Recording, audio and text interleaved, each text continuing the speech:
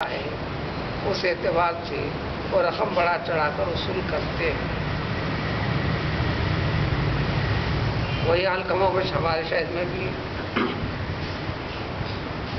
تو تاجرین اپنی روش کے اوپر رہتے ہیں، ان کے اپنے استدلالات ہوتے ہیں، اسی اجرت کے اوپر بحث. اب وہ اجرت کیا ہوں گی؟ عام زمانے 5 ریال 10 ریال تک تو وہ لیتے ہی ہیں. اب اس میں 15 تا 20 ریال کیا ہوگا وہ تفصیل نہیں ہے، بس اسی اجرت کے اوپر.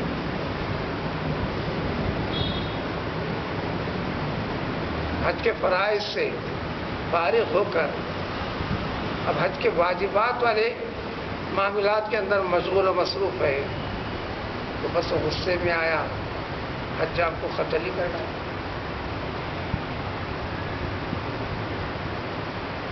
یہ انسان کے مزاج ہے. یہ دین کے خاطر قتل نہیں ہوا، یہ لڑائی دین کے خاطر نہیں تھی. اب وہ مسائل کرنا کیا تھا، وہ مسائل ہم کو لینا دینا نہیں.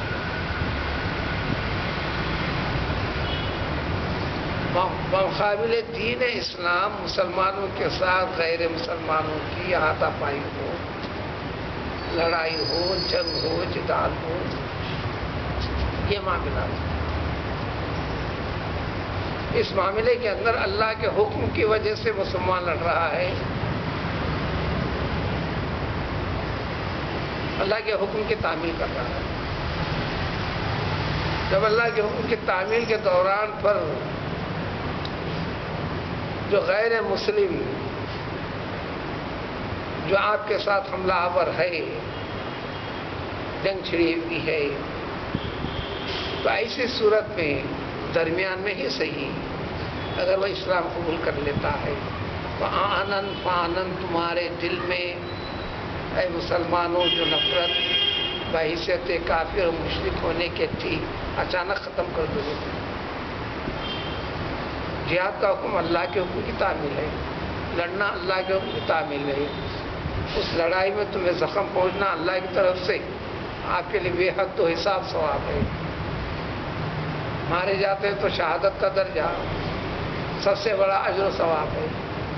پیغمبر صلی اللہ علیہ وسلم فرمایا اگر اللہ تبارک تعالیٰ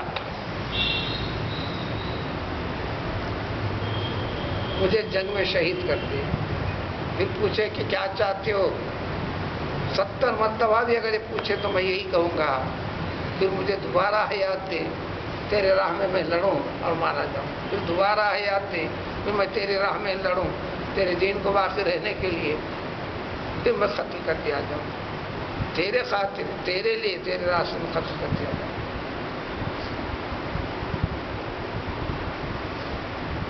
تو دین اسلام کے اندر سب سے بڑی چیز جہاد کی ہے.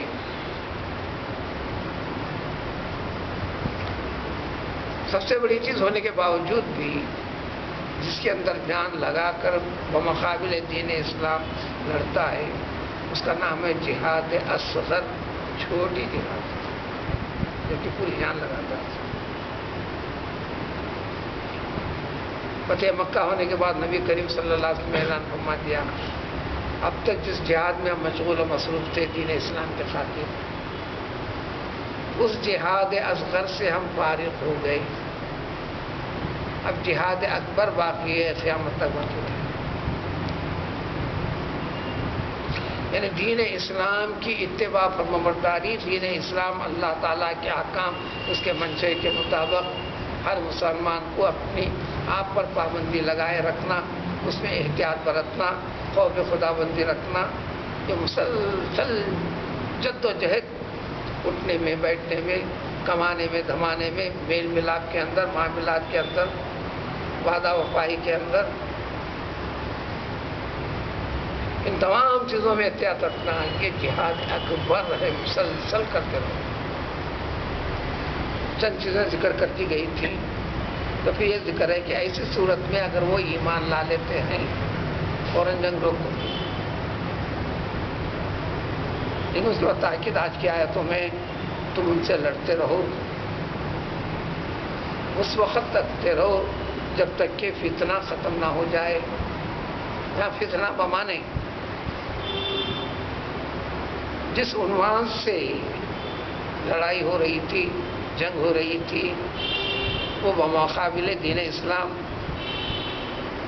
اور جن سے ہو رہی تھی وہ اس لیے کہ غیر مسلم تھے، مشرک تھے، کافر تھے، وہ شرک اور کفر اور نافرمانی، اس کو اللہ تعالیٰ نے فتنہ قرار دیا۔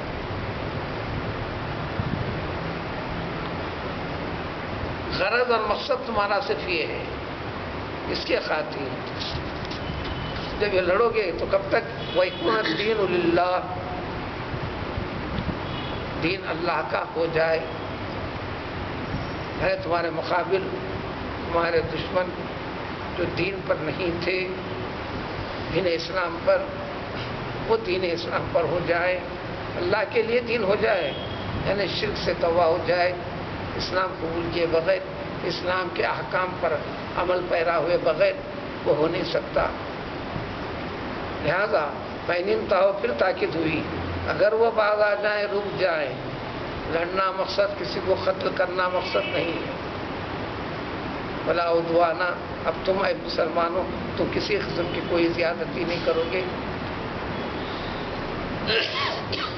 اللہ علی الظالم، زیادتی تو صرف ظالموں کے اوپر ہے، یا کافر کو ظالم، مشرک کو ظالم، احکام خداوندی کے نافرمانی کرنے والے کو ظالم۔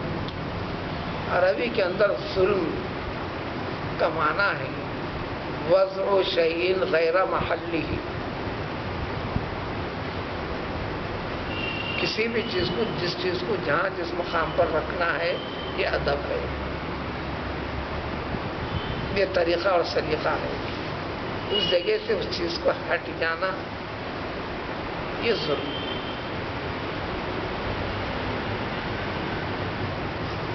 اللہ کی مخلوق، اللہ کے بندے ہو کر حقیقی توحید والے راستے پر قائم نہ رہنا، یہ ظلم ہے۔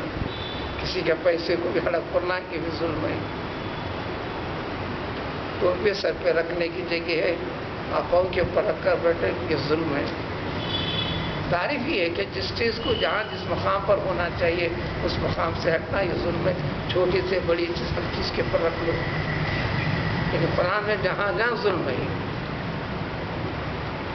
احکام خدا بندی کی خلاف ورزی، بحیثیت مسلمان بھی جہاں جہاں خلاف ورزی کرتا وہ بھی ظالم۔ تو ظلم کے درجے الگ الگ ہیں، مشرک کو بھی ظالم قرار دیا، کافر کو بھی ظالم قرار دیا، بے عمل شخص کو بھی ظالم قرار دیا، اگرچہ وہ مسلمان کہلاتا ہے، درجے اس کے الگ الگ ہیں۔ تو اب یہ نکلے تھے اور نکلنا بھی تھا ان کو عمرے کے لیے، اور یہ روانگی تھی ذوالقعدہ کے مہینے میں، چنانچہ پہنچے پیغمبر صلی اللہ علیہ وسلم ذوالقعدہ کے مہینے میں، ایک نہیں 4 عمرے پر پہنچے، پلٹ کر آ گئے۔ پھر بعد میں حج کے لیے روانہ ہوئے۔ آپ کی زندگی میں ایک ہی اور آخری حج ہوا جس کا نام حجۃ الوداع ہے۔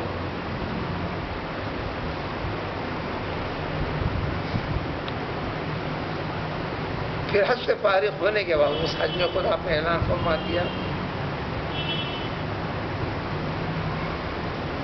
1,00,000 سے زیادہ کی تعداد میں صحابہ کرام رضوان اللہ تعالیٰ علیہ موجود تھے اس حج میں۔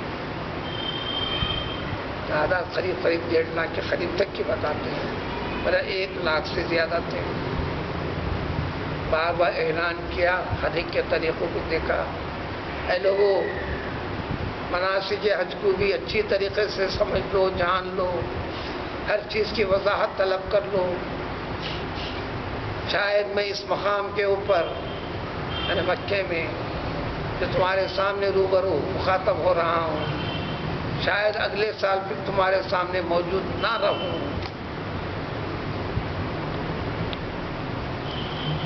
اپنے موت کا پیام بھی دے دیا۔ اس کے بعد صرف 80 دن زندہ رہے، حج سے لوٹ کر آئے، پھر انتقال فرمائے۔ اس حجۃ الوداع کے بعد احکام سے تعلق رکھنے والی کوئی بھی چیز اللہ تعالیٰ نے پھر نازل نہیں فرمائی. قرآن کا نور تقریباً ہو گیا. اس کے بعد ایک آیت نازل ہوئی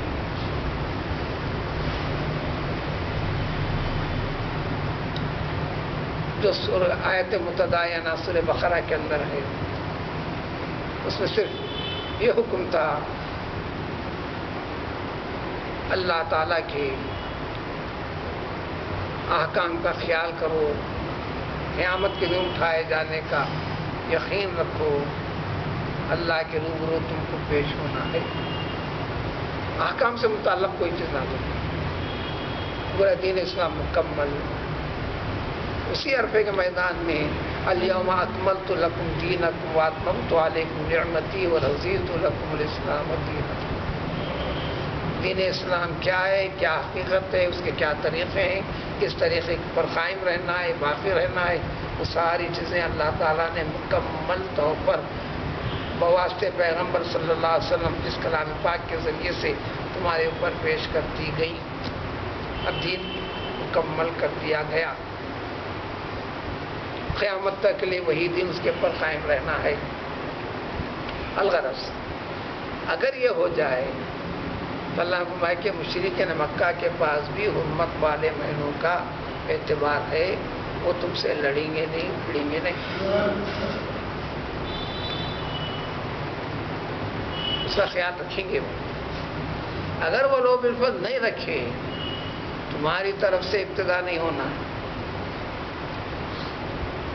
تو آخر صورت میں تم بھی کرو گے الشہر الحرام بالشہر الحرام، حرمت والے مہینے کے بدلے میں حرمت والا مہینہ. چلو انہوں نے ایسا کیا، حرمت والا مہینہ ختم ہونے کے بعد پھر ہم دیکھیں گے، ایسا نہیں. جب تمہیں اجازت ہے یہ نوبت ہی نہیں. والحرمات قصاص، بدلہ یہ بھی حرمت ہے. اپنی طرف سے حرمت تعظیم کو توڑنا نہیں ہے. فمن اعتدی علیکم، اگر کوئی زیادتی کرے تمہارے اوپر تم نہیں کرو گے.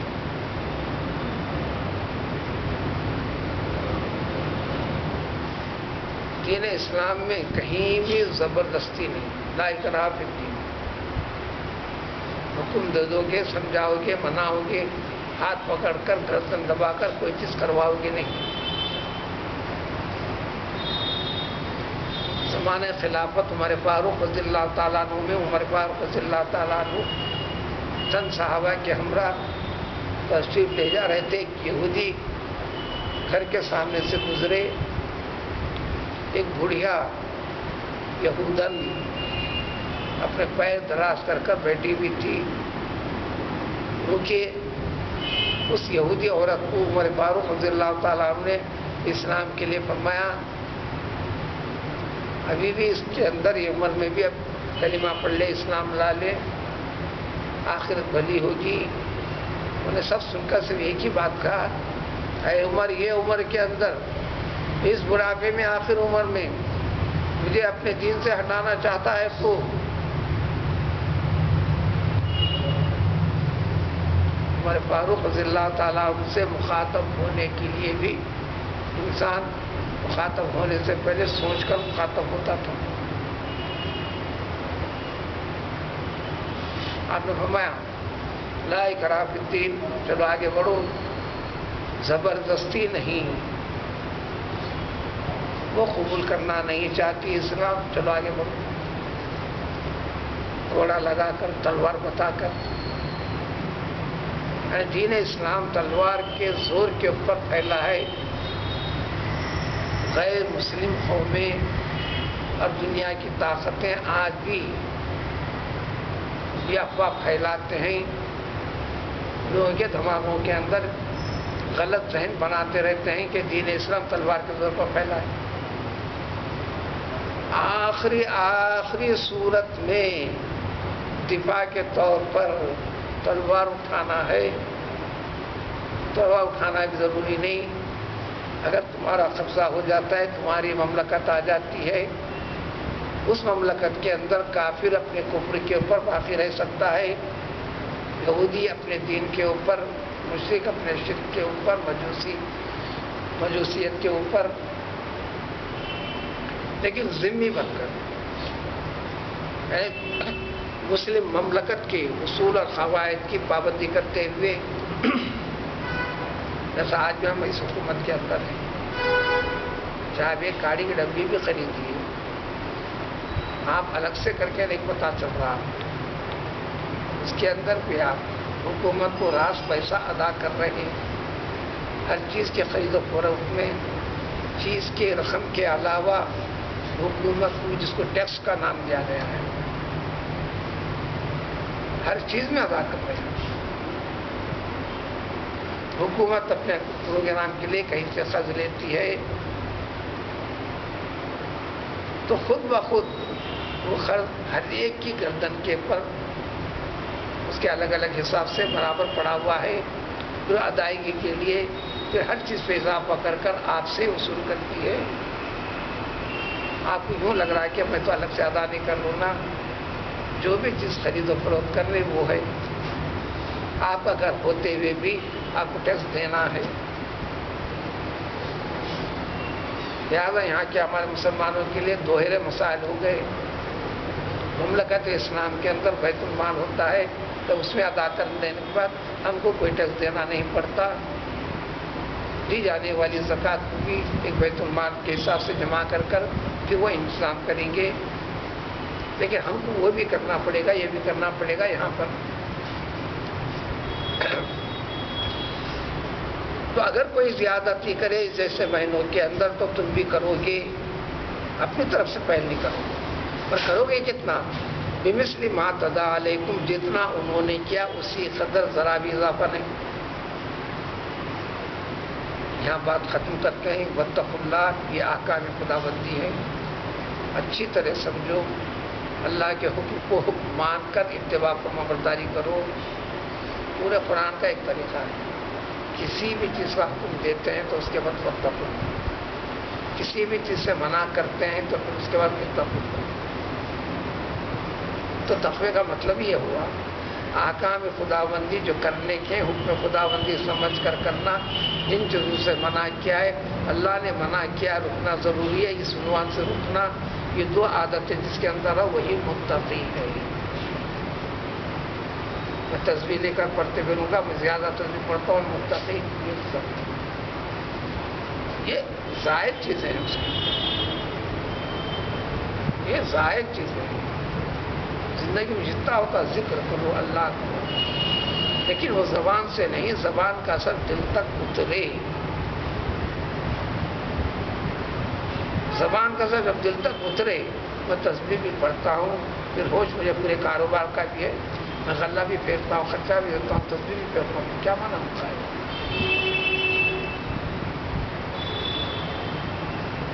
جلال خداوندی کے سمجھنے میں تھوڑی سی کمی ہے، حقیقی رنگ دینا ہے، زبان سے دل میں اترنا ہے، اور دل کی کیفیت زبان تک آنا ہے۔ واتقوا اللہ، تو ڈرو تم اللہ تعالیٰ سے۔ اس تقوی واتقوا اللہ قرآن میں جگہ جگہ ملنے کی وجہ یہی ہے، تلاوت کی جو آتا ہے، جہاں بھی جس چیز کا بھی حکم زندگی کے ہر شعبے سے متعلق حکم، تو لہذا ہر جگہ واتقوا اللہ ہے، بیچ میں چیزوں سے منع فرمائے، جہاں جہاں منع کیا گیا پھر اس کے بعد اتقوا اللہ ہے۔ اللہ نے منع کیا یہ سمجھ کر رکنا تقوی ہے، اللہ نے حکم دیا اس کی پابندی کرنا یہ ذمہ داری ہم پر ہے، یہ اتقوا اللہ تقوی ہے۔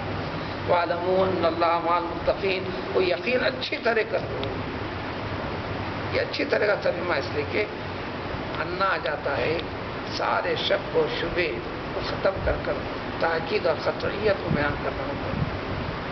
اچھی طرح جان لو، سمجھ لو کہ اللہ تعالیٰ متقیوں کے ساتھ ہوتا ہے، تائید کرتے ہیں، مدد کرتے ہیں۔ ہم عید بھی منائے، قربانی بھی دیے، نماز بھی پڑھتے ہیں، پھر بھی ہمارے پاس اسلام کی مخالفت رکھنے والوں کا دباؤ ہے، غلبہ ہے۔ یہ ہمارے اپنے معمولی ذہن سے یہ خیال آ سکتا ہے۔ وہاں اصلاح یہ ہے کہ اس تقوی جو اللہ تعالیٰ نے جس کا حکم دیا ہے اس کی کمی ہم میں ہے، قرآن جگہ جگہ اعلان، قرآن میں جو چیزیں اعلان خدا بندی، اللہ سے بڑھ کر حق بیان کرنے والا اور کون ہے؟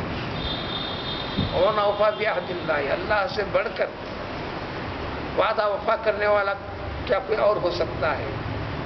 تو وہ ایمان کی حقیقت کی تعمیل اور تکمیل کی کمی، اور یہ بھی فرما دیا رسول اللہ صلی اللہ علیہ وسلم، جب جب یہ تعمیل و تکمیل کی کمی رہے گی، سدھار پیدا نہیں کرو گے، تو مسلمانوں کے لیے فرمایا ہے تم پر دنیا کی ظالم قوموں کو مسلط کر دیا جائے گا۔ ایک تو انہوں نے کیا، یہ سبب دکھا، اس کے پیچھے جو حقیقت اللہ نے کیا۔ آپ پر ظلم ہونے کو یہ اللہ کی مرضی، اللہ کی منظوری ہے، اللہ کا منشا ہے۔ وہ کیوں تم کو سدھار لیں گے؟ حد سے آگے بڑھ جاتا ہے بچہ، انتہا درجے کی پیار و محبت ہونے کے باوجود بھی وہ پیار و محبت کو ذری دیر کے لیے بازو ہٹا کر رکھ کر آپ اپنے صفت غضب اور جلال کا اظہار بچے کے اوپر کرتے ہیں، اور کرنا نہیں۔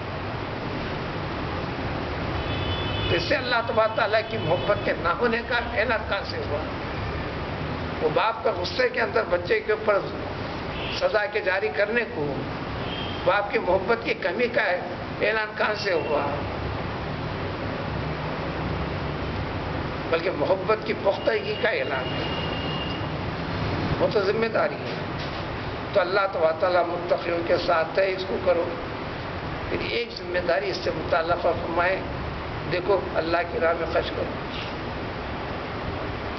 زکوٰۃ فلاں ہے، قربانی دیتی ہے، یہ فرائض نہیں، اس کے علاوہ بھی تمہارے اوپر فرائض ہیں، یہ تو وقت اوقات کے ساتھ جڑے ہوئے ہیں۔